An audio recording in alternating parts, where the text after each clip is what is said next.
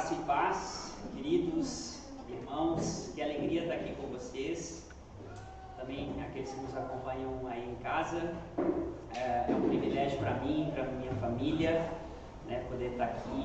A gente já fazia 3 anos que a gente não vinha ao Brasil, então a gente tinha uma saudade assim gigante, né, da nossa família e também da comunidade, né. É claro que a gente tem relações mais estreitas com uns que outros, né? Mas o desejo também sempre é poder conhecer, crescer, né? Em relação a essa família.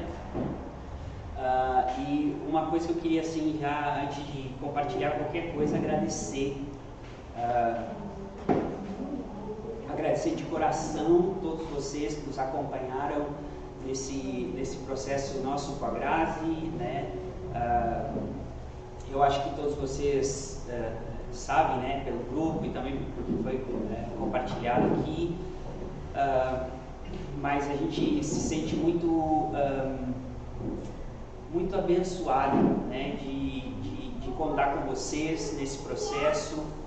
A gente experimentou um milagre assim, de Deus tremendo, né, nesse último mês. A gente não veio para fazer a cirurgia, não veio a gente só veio para desfrutar da família, né, e poder ver a igreja. Eu não ia viajar para nenhum lugar também por causa da questão do Covid. Então era aquela saudade mesmo, assim, principalmente da minha família, né, porque esse ano foi um ano também que eu acredito que todos nós tivemos a ocasião e a oportunidade de refletir na vida, nas nossas relações, nas coisas que são importantes, né, a um nível maior, né? Foi uma graça de Deus, né? Concedida em meio a esse furacão, né? Essa tormenta que a gente ainda está atravessando, que a gente parece estar ainda nesse processo, né? Que não acabou ainda, né? Do coronavírus, mas eu acho que todos nós tivemos a ocasião de ser mais reflexivos, né? De pensar mais na vida, de pensar mais na nossa relação uns com os outros. Quem sabe vocês enfrentaram muitos desafios na questão de ficar em casa. Talvez muita gente se deu conta que tinha família, né? Depois de alguns anos já de casado, que tinha esposa, que tinha filhos, né? Então sair daquela rotina, né, do trabalho, sair de manhã às 7 da manhã e voltar só às 6, 7 da tarde e perder esse convívio da família. Eu acho que apesar do sofrimento desse tempo, né, das coisas que geraram desgaste, tem uma porção de graça de Deus, né, tão abundante, e está diante dos nossos olhos, né? É o Senhor nos limpando também, né? Nesse tempo, eu já vou voltar na questão da Grazi, né, e do milagre, mas nesse tempo a gente teve a ocasião, né, de lembrar não somente que o Senhor é provedor, não somente que o Senhor é aquele que acalma, né, as nossas ânsias, né, nossos desejos, nossas vontades, as nossas perturbações, né, aquele que vem cessar esses ventos contrários que batem contra a nossa vida, né, mas também lembrando daquela passagem que ele é aquele que poda, né, é aquele que vem e limpa a árvore, é aquele que faz esse processo para que a gente possa dar mais fruto, né. Então, no meio de tudo isso, nesse ano difícil, a gente provou isso, né? E eu acredito que vocês também, em uma medida, né, talvez de entendimento, de consciência maior ou menor, mas há uma graça disponível de Deus para esse tempo, para a igreja, né, para os seus filhos. E nesse processo da graça a gente experimentou também muito isso, né? Faziam 3 anos já que a gente estava lutando aí com mais 3 anos, né, questão de saúde dela, difícil. E chegando aqui no Brasil, não viemos para isso, mas Deus abriu uma porta, né? Em menos de uma semana nós tínhamos R$20 mil para a cirurgia. Foi um milagre. Mas também todas as palavras de encorajamento que a gente recebeu de vocês, pelo grupo, né? O Marcelo, né? O professor Marcelo sempre nos falava, né? O pessoal está orando, vai compartilhando lá no grupo também, o pessoal está acompanhando vocês e a gente se sentiu realmente acompanhado nesse processo, né? E isso me faz lembrar muitas coisas, não tem como compartilhar tudo que eu gostaria essa noite, né? Mas a solidão, ela é tão contrária a Deus, né? Que não serviu nem para Deus, né? A solidão, mesmo Deus sendo todo poderoso, suficiente em si mesmo, não serviu nem para ele a solidão, né? E quando ele cria o homem, ele fala, não é bom que o homem esteja só, né? E nesse ano, eu não sei se você pôde experimentar isso, né? A gente mais longe, talvez mais afastado da família e dessa comunidade, ainda que a gente tenha os nossos irmãos. Eu não sei se vocês acompanharam o processo, porque lá na Espanha também o confinamento foi muito intenso, as restrições estão até hoje, né? A gente não tem como ter contato com pessoas não conviventes, então a gente não pode convidar ninguém para a nossa casa e não pode ir na casa de ninguém. Então ainda existem essas restrições, você pode caminhar na rua, mas essa relação mais íntima, né? Mais de toque, mais afetiva, a gente foi basicamente impedido de tê-la, né? Mas a graça do Senhor em nos fazer sentir parte da família, né? Habitar em família, essa consciência renovada de família, de que Ele nos fez corpo, de que Ele nos fez igreja, e nós nos sentimos assim na comunhão com vocês, ainda que à distância, né? Sabendo que vocês estavam conosco intercedendo, caminhando, apoiando, isso foi de muito encorajamento, e eu queria agradecer, né? Antes de compartilhar qualquer outra coisa, agradecer mesmo por esse apoio. Eu estava hoje numa luta, hoje não, a semana, desde que o Adrian, né, falou assim, cara, quer compartilhar lá na igreja, como é que está a tua semana, tu pode, né? Eu falei, não, eu também posso.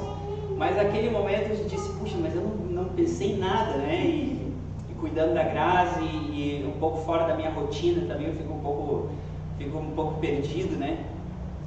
Mas a gente meditou nessa semana, mas eu estou esse conflito que eu estou tentando explicar para vocês eu quero compartilhar algo que enriqueça, né, a igreja, que possa ser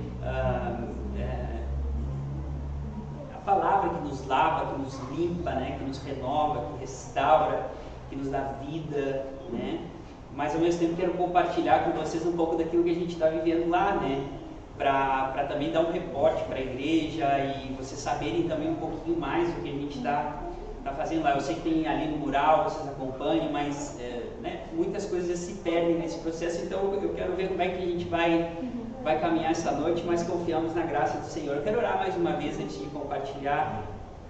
Tem um texto bíblico que eu gostaria de compartilhar com vocês, que tem falado ao meu coração, tem sido de renovo para o meu espírito, para o meu ser, e espero que também seja para a igreja essa noite. Pai, nós queremos te agradecer uma vez mais pelo teu consolo disponível, pela tua provisão em nossas vidas, Senhor. Apesar de tudo que temos vivido nesses últimos meses, saber que estamos cuidados, estamos escondidos em tuas mãos, Senhor. Estamos acompanhados pelo teu Espírito. O Senhor nos fez habitar em família, em igreja, ser parte da tua casa. Obrigado, Senhor, pela mesa que o Senhor está preparando para nós essa noite também, diante de Ti, em comunhão com os nossos irmãos. Nós pedimos uma vez mais, Espírito Santo, renova, revela a tua palavra em nossos corações, na nossa imaginação, na nossa mente, no nosso entendimento, e que a gente saia essa noite daqui também transformados por ter encontrado novamente a tua palavra, por ter escutado o som dela, Senhor, por ter experimentado como o teu Espírito vem e faz nova todas as coisas a cada dia em nossas vidas. Obrigado porque o Senhor tem formado uma família e um povo para Ti, exclusivamente Teu, e nós somos privilegiados por isso e queremos Te louvar e Te agradecer uma vez mais pelo Teu grande amor, pela Tua bondade, nos incluir em fazer de nós homens que jamais seríamos sem que o Senhor tivesse aparecido em nossas vidas, de fazer de nós seres que jamais seríamos sem que o Senhor tivesse chegado. sem que nós tivéssemos recebido a graça de ser parte da tua família, o perdão dos nossos pecados, a comunhão com o teu Espírito. Obrigado porque temos mais do que necessitamos, Senhor. Em teu nome, amém. Quero que você, eu estou bem sensível, né? Mas meu coração está alegre, está cheio de gozo, de alegria, de poder estar vivendo o que a gente está vivendo nesse tempo e experimentar o que a gente tem experimentado, né? Eu quero que você abra sua Bíblia comigo em Tito, capítulo 2, versículos 11 ao 15.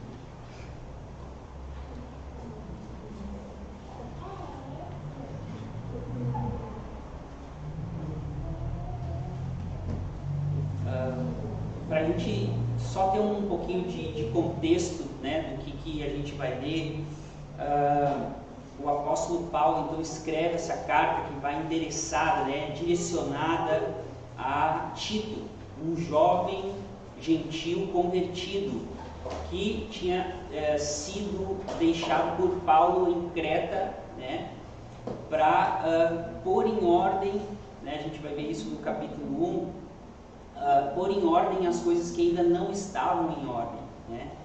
Então, às vezes a gente também tem essa, eu vivo essa realidade missionária pioneira.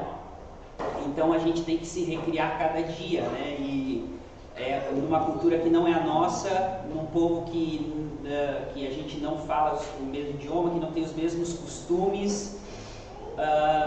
Estava compartilhando até mesmo antes do quadro, assim, um pouquinho do contexto da Espanha. É muita coisa para a gente compartilhar hoje, mas a gente tem que eu tenho essa sensação, né, ou esse sentimento assim de que sempre tem coisas para pôr em ordem, né, naquilo que Deus está fazendo no mundo, em especial na região que a gente está. Eu e minha família, né, o Joel, que vocês conhecem também, a Marfisa, a Valentina, o pastor Júnior, a Patrícia, Rebeca, Benjamin, eles estão em Santiago de Compostela. A gente está no mesmo estado, mas em cidades diferentes, né?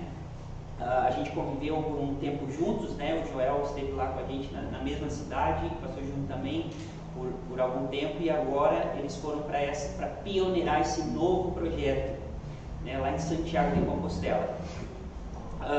Mas esse sentir, né, constante de que tem coisas para pôr em ordem. Eu sinto esse chamado constante, né, no meu ser, e eu acredito que não é só diz respeito a nós como missionários lá, mas também a igreja local, né? Existe uma obra de continuação que foi nos encomendada, né, pelo Espírito de Deus, de seguir adiante com o reino de Deus, com a verdade do reino de Deus, o Evangelho, que vem nos transformar, nos limpar, nos lavar e transformar a gente nesse homem que é segundo Cristo, né? Que é a imagem do Cristo, do varão perfeito, do Filho de Deus. Então nós estamos chamados constantemente a essa renovação, né? Nós fazemos parte de um ministério de renovação, né? O protestantismo é um ministério constante de renovação, porque você se encontra com a palavra, se encontra com essa relação íntima e pessoal com Deus, né? Com o seu Espírito. Isso tudo é um processo de renovação. Tito tinha ele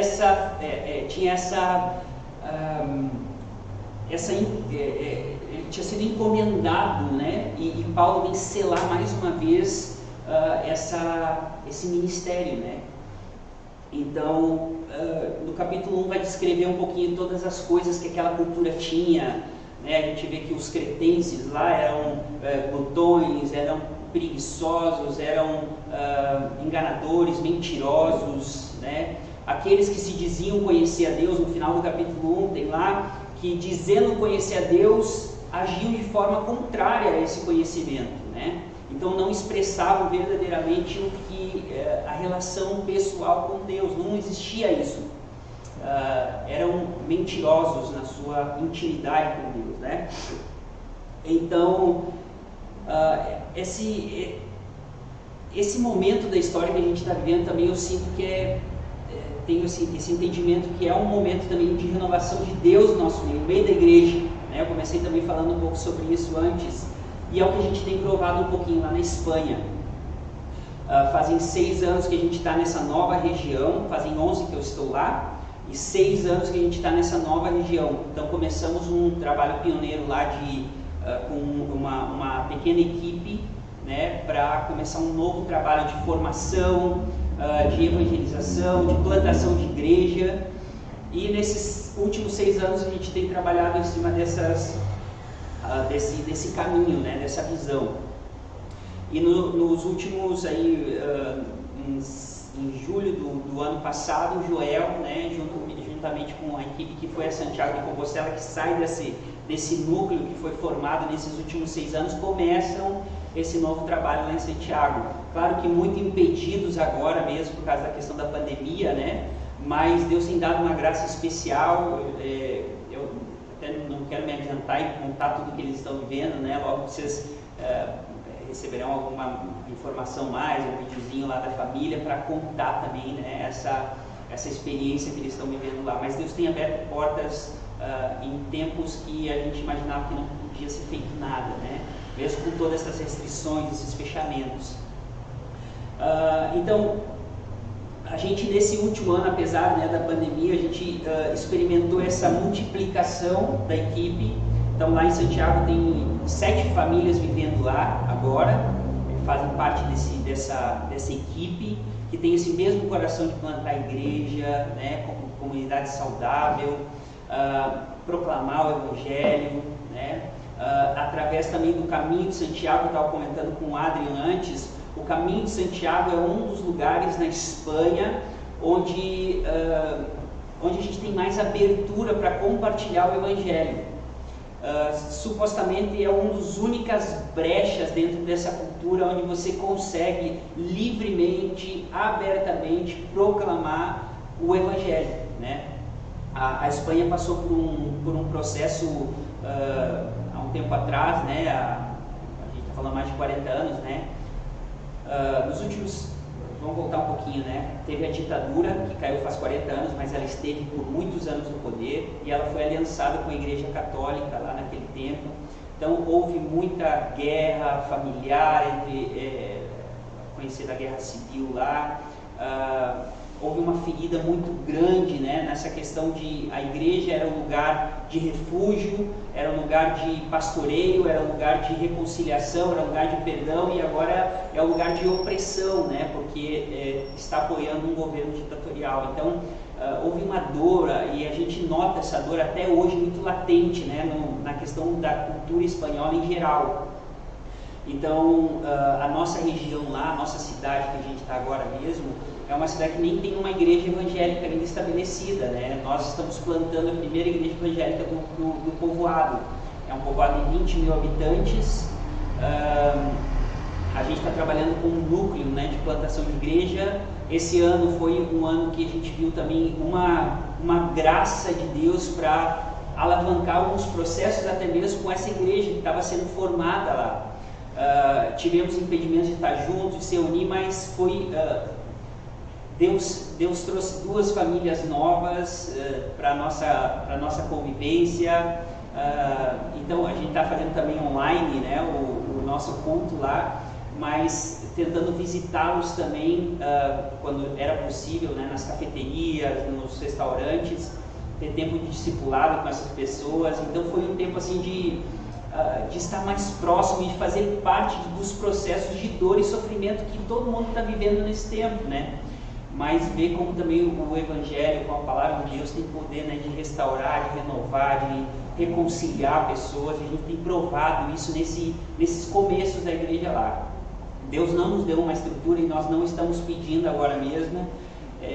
A palavra assim, que nós temos no nosso coração, que Deus vai nos ensinar primeiro a gente se amar fora da estrutura, né, para que quando Ele nos permita ter um local, né, ter se é essa a vontade dele, né, um local estabelecido, a gente seja uma família de verdade, né? Uma família que se ama, que se conhece, que está preocupado com o bem-estar um do outro, né? Que tenta viver o fundamento dos apóstolos lá de Atos 2, né? Que perseveravam na doutrina dos apóstolos, que está fundamentado no amor de Deus, né? Na comunhão, no partir do pão e nas orações. Então a gente tem tentado levantar essas verdades dessa doutrina apostólica, né, para as nossas práticas como igreja, né? E isso tem nos feito crescer muito nesse tempo também em amor, né? Porque você tem que conviver de perto com a dor, com o sofrimento, com a frustração, né? Com a decepção, com o desencorajamento, enfim, com tantas coisas. Então a gente está com esse núcleo em Moânia e também estamos com um núcleo em Vigo. Foi uma coisa inesperada para esse tempo, né? Mas aconteceu em outubro.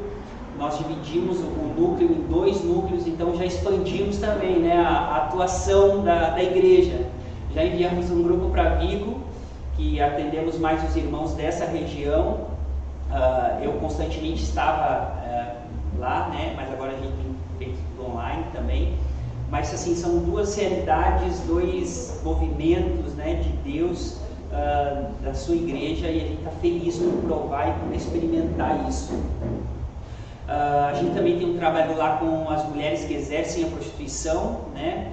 E esse trabalho também, agora, nesse exato momento, a gente está sem poder sair e atendê-las, né? Mas logo no começo da pandemia, as meninas que trabalham lá, que a Graça também trabalha nesse ministério, a gente conseguia ir até mesmo na casa delas, que era algo que a gente nunca tinha conseguido. Então foi ver também como Deus foi abrindo portas, né? Nesse momento tão difícil e ter mais acesso a essas pessoas, né, ao coração delas. Ajudamos elas também com a questão da alimentação, né, e tudo isso porque elas estavam padecendo. Só para vocês terem um panorama um pouquinho daquilo que a gente faz lá, tá bom? Eu vou tentar ser um pouquinho mais breve aqui em contar o testemunho, mas eu acho que é interessante, né, poder compartilhar com a igreja, porque vocês fazem parte disso. Vocês, mensalmente, a igreja tem nos apoiado, tem nos coberto lá, tem nos apoiado em oração, em encorajamento. Isso é maravilhoso, vocês são parte disso, né? Também estamos atendendo agora um refeitório comunitário, né? Porque com a pandemia também houve muita necessidade lá, muitas famílias, o Estado não estava dando conta, né, de suprir toda a demanda da falta, né, das pessoas que perderam o trabalho, que ficaram desempregadas. Então a gente também está atendendo um refeitório lá, comunitário, que também nos dá acesso a essas pessoas, também essa prática também de boas obras, né, de cuidado com o outro, e também Deus abriu esse caminho, essa porta, e a gente está feliz com essa possibilidade de poder assisti-los e ajudá-los, né? A gente está com uma casa no caminho de Santiago mesmo, que é na cidade de Vila Nova de Arousa. Ficam 3 etapas antes de chegar em Santiago de Compostela. Então, o caminho de Santiago é feito em diferentes etapas, né? São diferentes caminhos que chegam a Santiago de Compostela. Então, nós temos uma casa que atende os peregrinos no caminho. Então, essas pessoas que estão em busca dessa espiritualidade, conhecer a Deus, essas inquietações, né? Nós temos essa casa que também acolhe, recebe, onde a gente exerce a hospitalidade e onde a gente consegue ter esses papos mais abertos, profundos, né? E levantar o Evangelho. Tem sido um momento muito, muito especial. Agora, nesse período da pandemia, tivemos que parar as atividades lá na casa, porque não estava permitido, né, receber peregrinos. Então a gente espera retomar o trabalho em breve. Que mais? Existem muitos projetos novos aí no coração, pulsando, mas vamos deixar para outro momento. Eu mando um informativo mais detalhado. E uma das palavras que eu tenho meditado também nesse período da pandemia, né? Aquela palavra de Neemias, quando Neemias, que é copeiro do rei, né? E ele está na casa do rei, ele desfruta de toda aquela regalia de viver dentro da realidade da realeza, né? Daquele império, daquele reinado, mas o seu povo tinha sido exilado, né?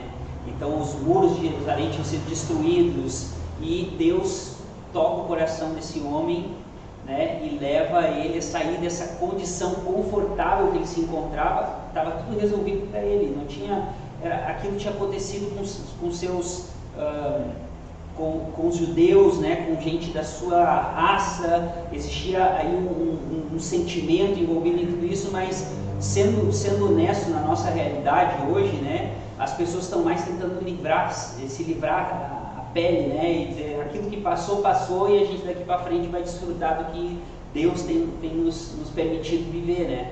Mas Neemias, ele é impelido, né, pelo Espírito de Deus a voltar e a reconstruir os muros em contrafavor.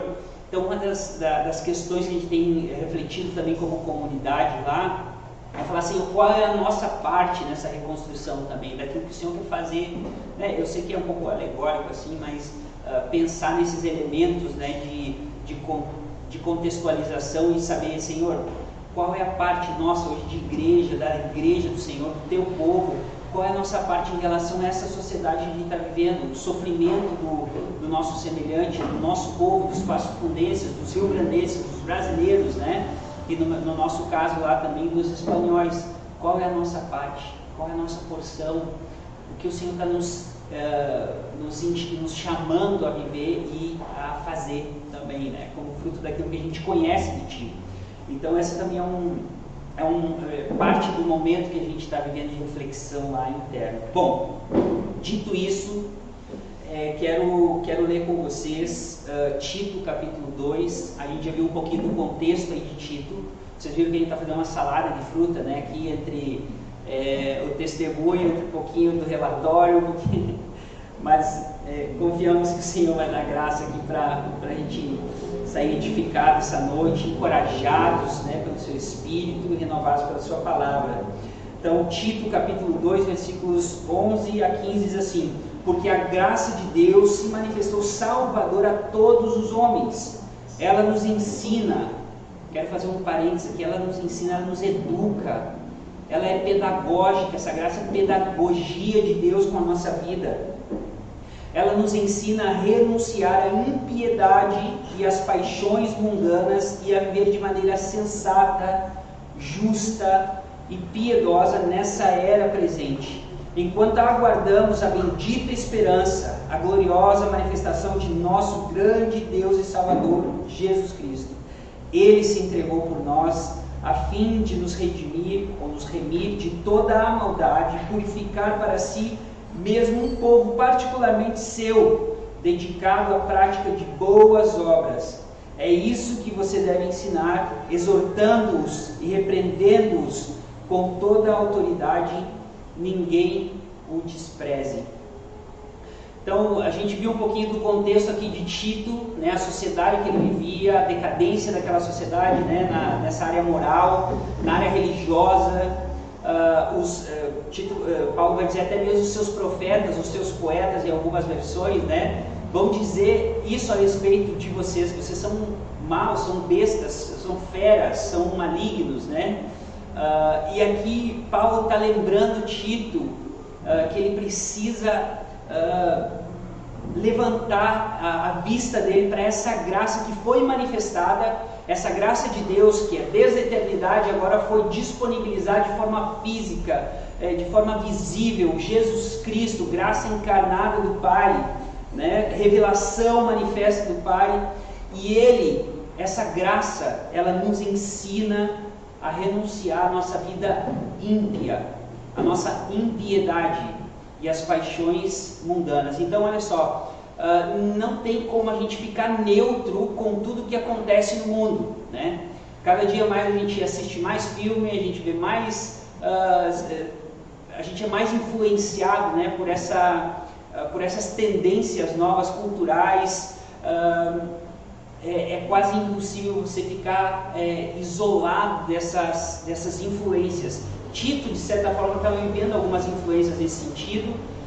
Existia um movimento dentro dessa igreja que necessitavam se colocar coisas em ordem nela, que também sofria parte dessa tentação cultural, né? Da mentira, do engano, do jeitinho, né? Como a gente quiser ver e poder falar em relação à nossa cultura. E aqui, né, essa graça, ela nos educa, ela nos ensina. Durante toda a carta de Tito, a gente vai ver Paulo insistindo nessa palavra, né, de educar, de ensinar. Então ensina os anciãos, ensina as mulheres mais velhas, ensina os jovens, ensina a igreja, porque essa graça nos ensina, ela nos educa, ela nos disciplina, ela nos admoesta, ela nos corrige, ela endireita, ela paga as paixões da nossa natureza caída. Então Paulo aqui está lembrando Tito que ele deve lutar por essas bandeiras. E ele fala assim: e viver de maneira sensata, justa e piedosa nessa era presente. Quero fazer aqui uma ênfase nessa era presente. Nós estamos vivendo numa era presente para nós, né? Já não é a era presente de Paulo e de Tito, mas é a era presente para nós, né? E a gente tem que lidar também constantemente com a nossa realidade cultural, com a vida que vai passando ao nosso lado, diante dos nossos olhos. E esse chamado de Paulo que foi feito a Tito e aquela igreja ecoa para as nossas vidas hoje. Na nossa era presente, nós somos chamados a viver de forma digna, de forma sensata, de forma justa diante de Deus. Por quê? Porque essa graça foi manifestada, porque essa graça foi revelada, porque essa graça é dada, porque essa graça agora nos educa a viver dessa forma. Uma das coisas mais fortes no meu ser, né, no meu interior, nesse tempo, é que é a palavra de que Deus nos fez idôneos para esse tempo. A gente talvez deveria, eu não sei como você está enfrentando isso, né, essa situação, talvez não tão difícil para você, mas a gente não sabe quanto tempo isso vai durar. Talvez isso não está te afetando hoje tanto, né, economicamente, que é como geralmente a gente mede a vida, né, tristemente, mas é uma dessas influências desse tempo, né? A gente mede a vida pelo que a gente tem, pelo que a gente possui, pela garantia, pela segurança que nosso patrimônio pode nos dar, mas o Senhor nesse tempo também está confrontando esses ídolos no nosso coração, né? O Senhor está nos chamando outra vez a colocar a confiança nele, não nas coisas que nós possuímos, ou que temos, ou que alcançamos, né? Então essa palavra tem que ser presente para nós hoje, esse chamado. Deus nos fez idôneos para esse tempo. Você para pensar um momento que na eternidade, né, nós cremos que nosso Deus é soberano e Ele é eterno e Ele vê a eternidade diante dos olhos dele. Não há começo nem fim, né, para Deus. E Ele assim mesmo vê toda essa história diante dele. Então, quando nos planos de Deus, ou quando, né, Deus estava arquitetando tudo e sonhou comigo e contigo e nos planejou antes da fundação do mundo, né, Ele disse assim: olha, o Adriano vai nascer nesse tempo, né? Ele é idôneo para esse tempo. Eu fiz ele para esse tempo. Eu fiz o Gilmar, fiz a Rose, fiz o Ricardo, eu fiz a Priscila, eu fiz a Luda para esse tempo. Para essa época, para essa era. Nós, igreja, somos igreja de Deus para esse tempo. Igreja de Deus vivo. A igreja que não vive em impiedade nem nas paixões mundanas, mas a igreja que provou dessa graça manifesta em Cristo. essa igreja que já não tem mais a necessidade de provar a sua identidade no futuro, mas ela tem que olhar para trás e ver que a identidade dela foi estabelecida em Cristo, na eternidade, no coração do Pai.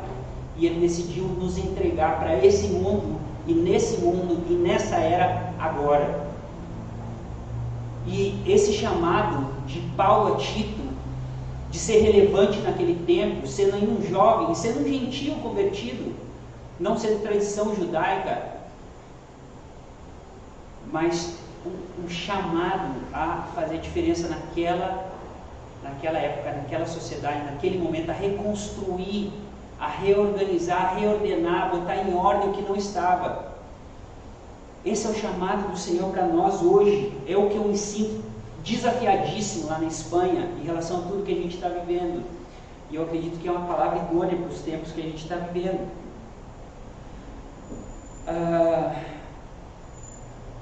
Essas palavras eu tive investigando um pouquinho mais para entender o que o Senhor está nos chamando a viver de forma piedosa, sensata e justa, né? Eu tenho uma dificuldade de definir palavras, né? Eu acho que é uma característica do nosso tempo.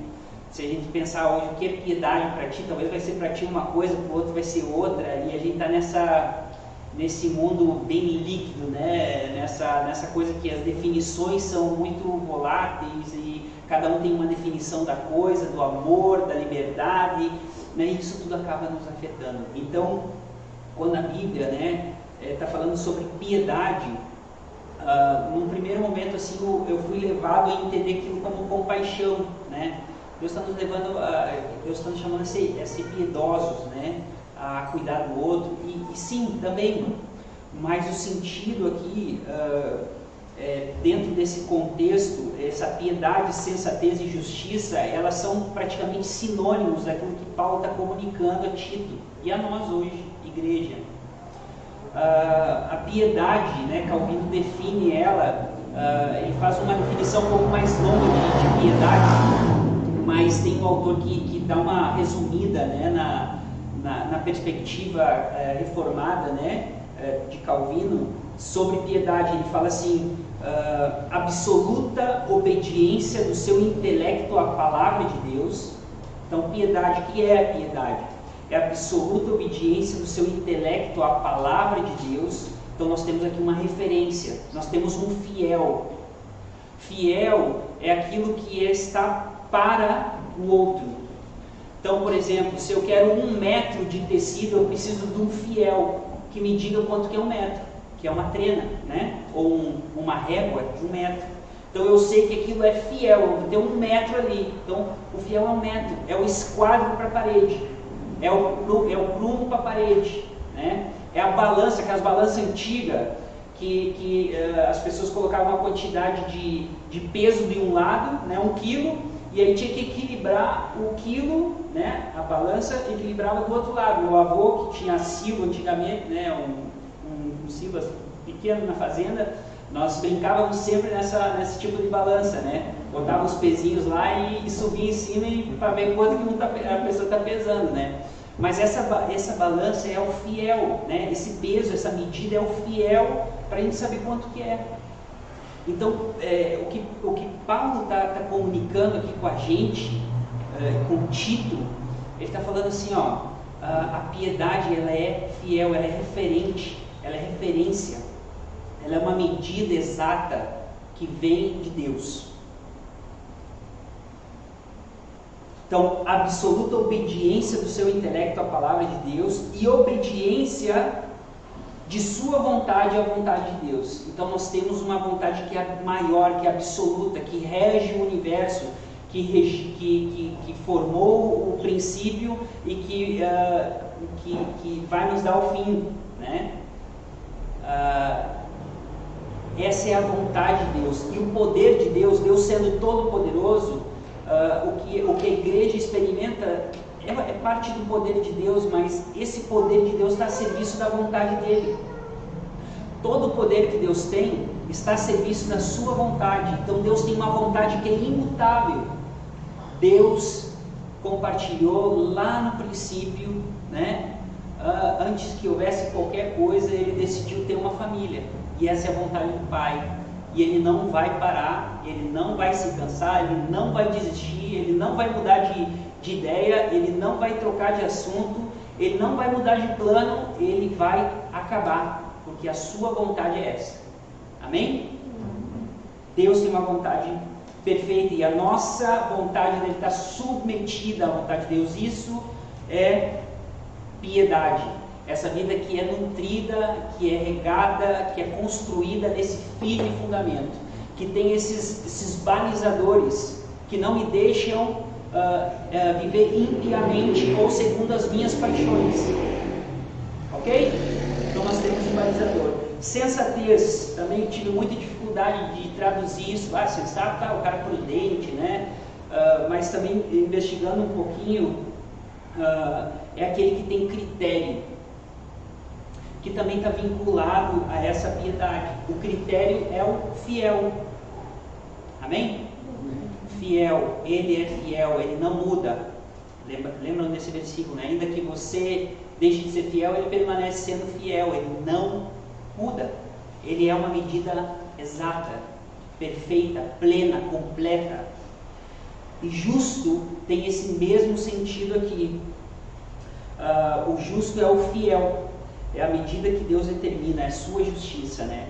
Quando a gente vai ver na Bíblia, quando a Bíblia está falando sobre justiça, a gente é tentado a ver justiça também desde a perspectiva humana. Por isso que Deus vai dizer que a nossa justiça é como trapo de imundícia, né? A nossa justiça diante de Deus ela é diferente. A justiça humana ela é equitativa, ela tenta julgar segundo os seus padrões culturais, segundo a sua vivência, segundo ter ou não ter. Mas Deus tem uma medida, Deus é o fiel e a sua medida é justa. A sua medida é derramada sobre a sua igreja. A sua medida nos alcança. Cristo é a justa oferta, Cristo é a justa medida para a reconciliação. Então Deus, se a gente olhar desde do ponto de vista cultural, social nosso, humano, a gente não chamaria o que Deus fez de justiça, né? Porque não é justo que o Filho de Deus teve que padecer no nosso lugar na cruz. Não há justiça nisso, humana, né? É injusto isso aos nossos olhos, né? Mas a medida de justiça de Deus é essa, porque Ele continua com sua vontade. E a vontade de Deus é uma família. E a sua justiça está em função de formar essa família. Por isso Ele nos fez justos. Por isso Ele nos chama a viver essa justiça, né?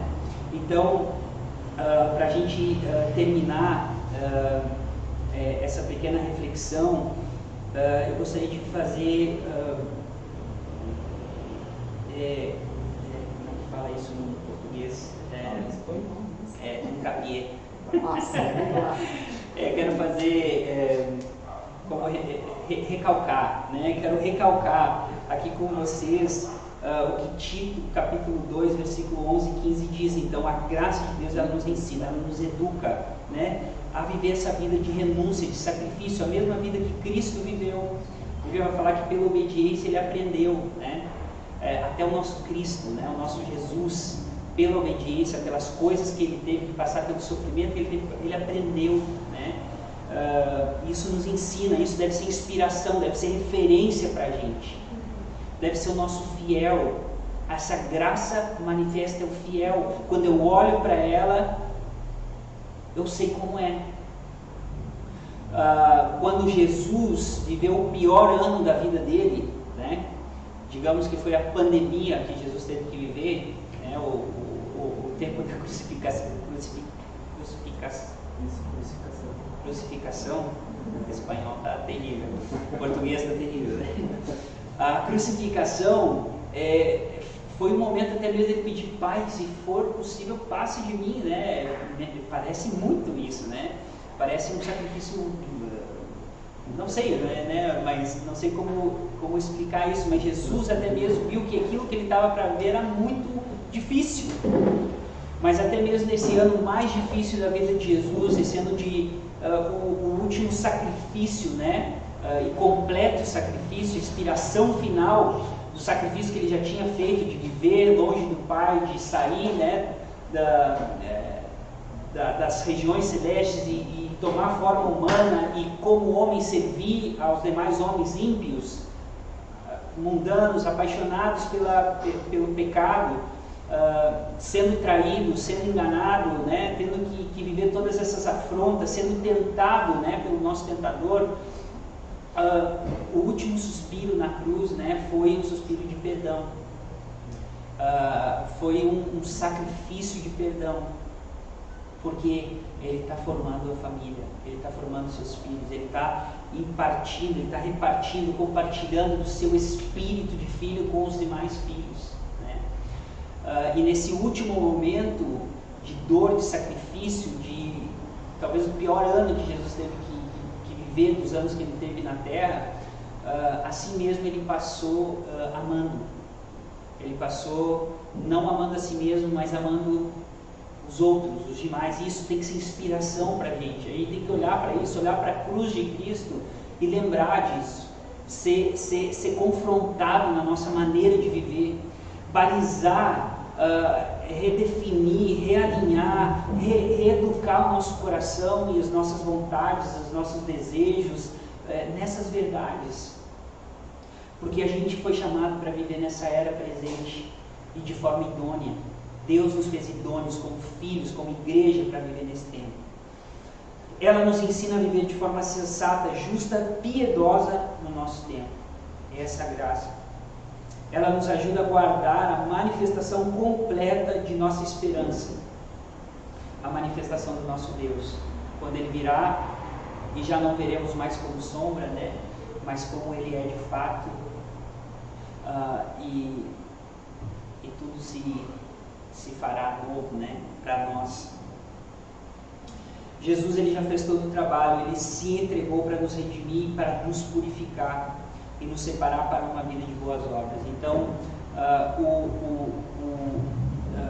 o deságue, né, o fluxo dessa vida sensata, justa e piedosa é uma vida de boas obras, né?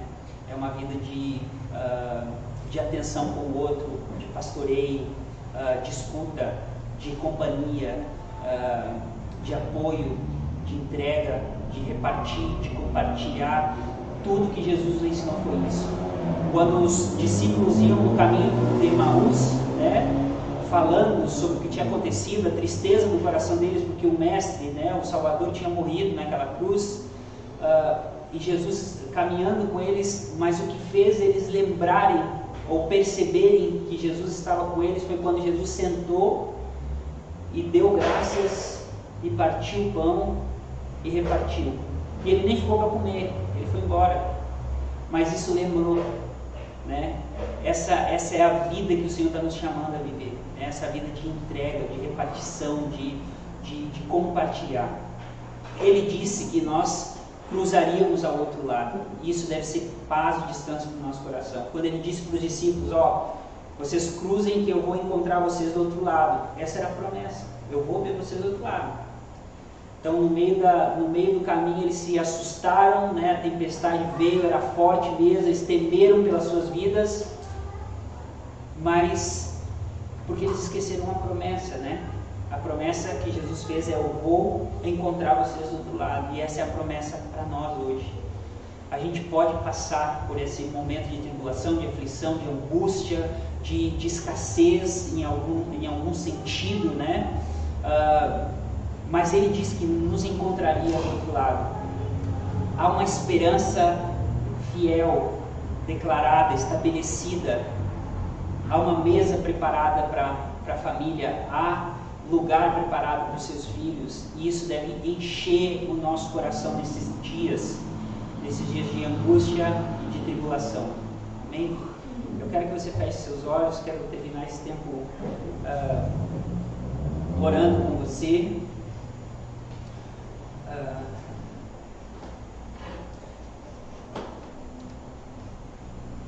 Deixa o Espírito de Deus ministrar teu coração essa noite e trazer vida a essa semente, água, essa semente que a palavra de Deus essa noite para nossos corações, para o nosso entendimento, para o nosso coração.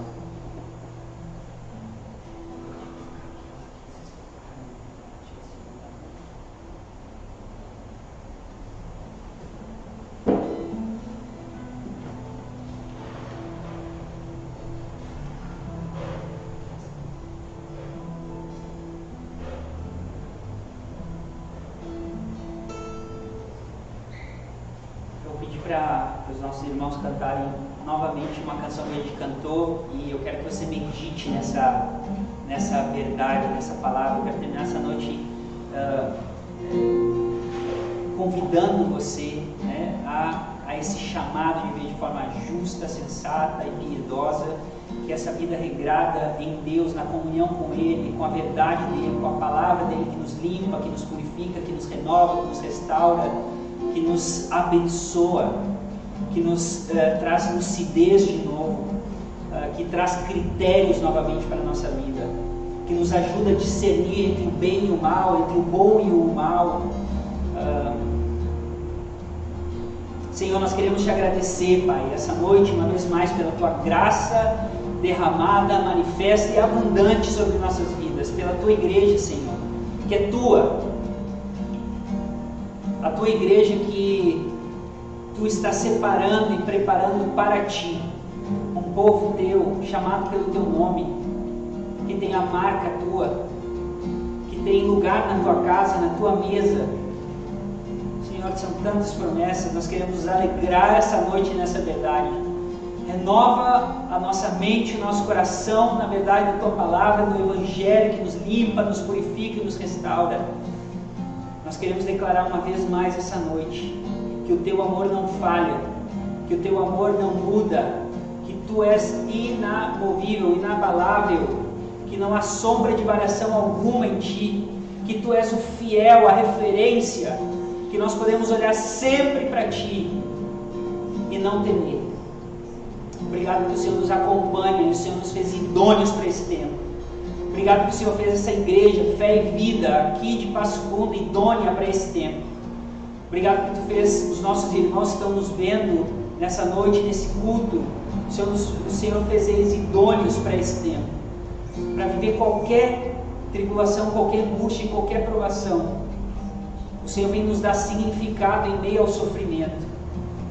Eu peço, consola, Espírito Santo de Deus, cada coração, em nome de Jesus, na verdade do teu amor.